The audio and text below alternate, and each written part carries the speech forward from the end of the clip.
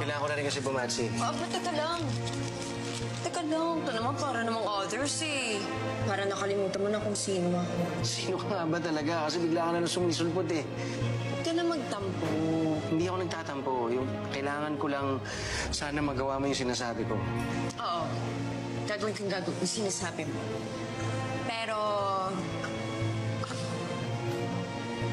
Kiss mo na. Kiss mo na. Charot lang. Ang toxic na magkapit-bahay na yun. Ako lang to ha, but I don't think it's newsworthy. Alam mo, basta matindi yung chismis, newsworthy yan agad.